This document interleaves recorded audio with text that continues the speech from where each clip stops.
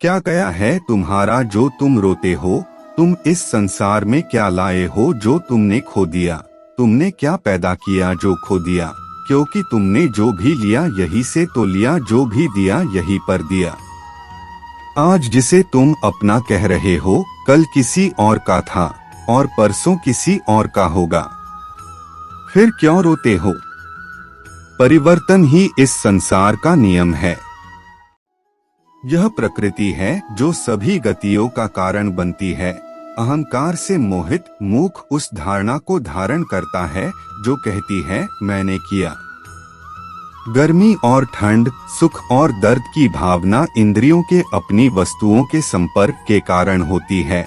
वे आते हैं और चले जाते हैं, चिरकाल तक आपको उन्हें स्वीकार करना चाहिए।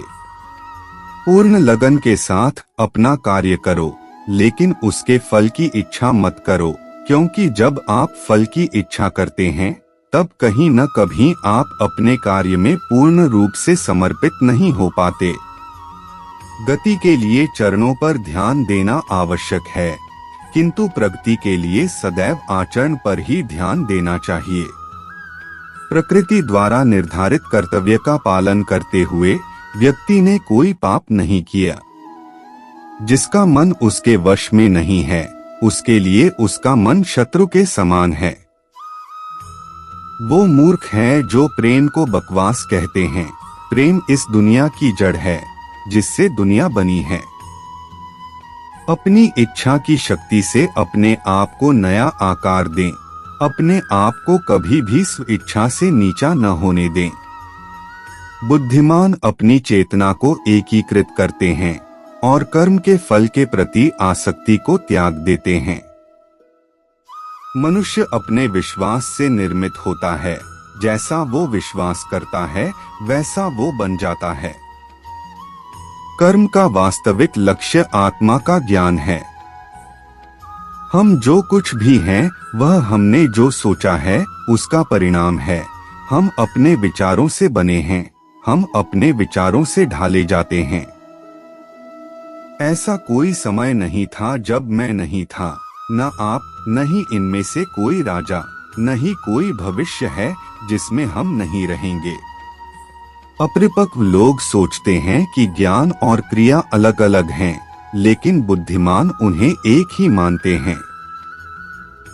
जिस प्रकार इस शरीर में रहने वाला बचपन, युवावस्था और वृद्धावस्था से गुजरता है, उसी प्रकार मृत्यु के समय वह केवल दूसरे प्रकार के शरीर में प्रवेश करता है। बुद्धिमान इसके बहकावे में नहीं आते। न यह शरीर तुम्हारा है और न तुम इस शरीर के।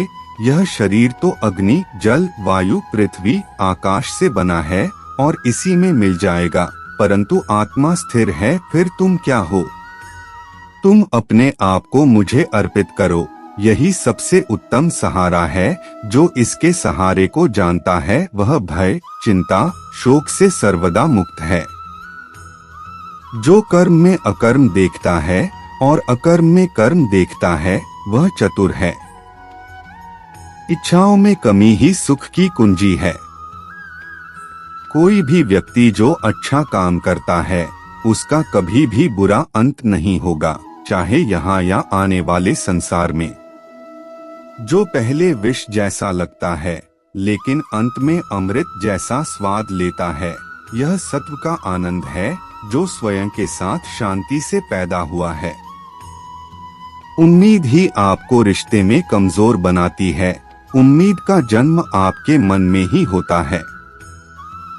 शांत, नम्रता, मौन, संयम और पवित्रता ये मन के अनुशासन हैं। सभी स्वार्थी इच्छाओं पर काबू पाना पर्याप्त नहीं है। स्वामित्व और अहंकार को वश में करना भी आवश्यक है। जिसे तुम अपना समझकर मग्न हो रहे हो, बस यही प्रसन्नता तुम्हारे दुखों का कारण है। कर्म मुझसे नहीं चिपके रहते क्योंकि मैं उनके परिणामों से जुड़ा नहीं हूँ। जो लोग इसे समझते हैं और इसका अभ्यास करते हैं वे स्वतंत्रता में रहते हैं। जो मनुष्य प्रकृति के गुणों से अनासक्त है और जो पूरी तरह से दिव्य ज्ञान में स्थित है, उसका कार्य पूरी तरह से परात्परता में विलीन हो जाता है।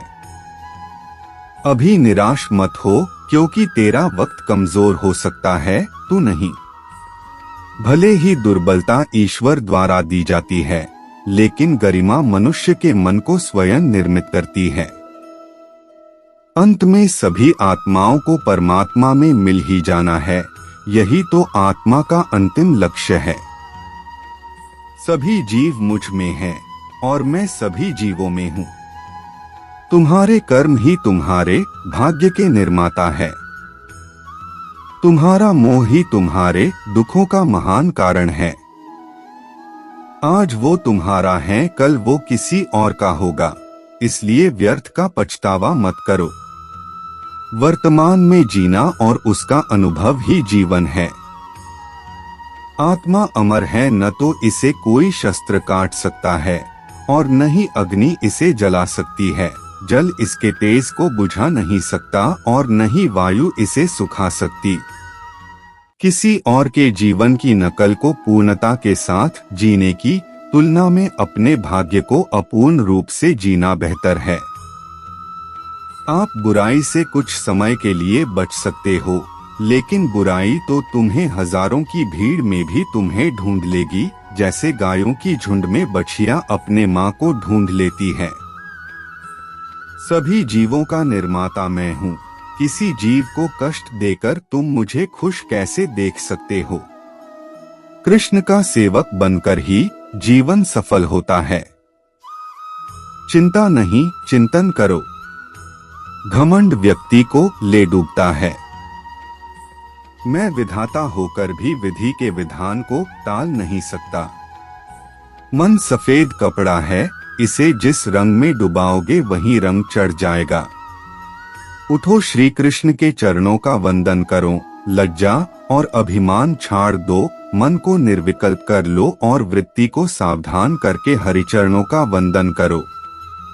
जीवन में सुख ही सुख है, यदि हम आशाओं का त्याग कर दें। जीवन में आधे दुख का कारण आशाएं बड़ी होना है। जो व्यक्ति आपकी कदर नहीं करता, उसके साथ रहने से अच्छा है आप अकेले रहे। क्रोध की अवस्था में भ्रम जन्म लेता है।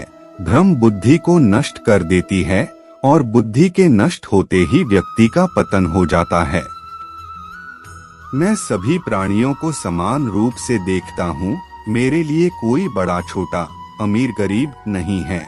ना कोई मुझे कम प्रिय है, ना अधिक, लेकिन जो मेरी प्रेम पूर्वक आराधना करते हैं, मैं सदैव उनका हूँ।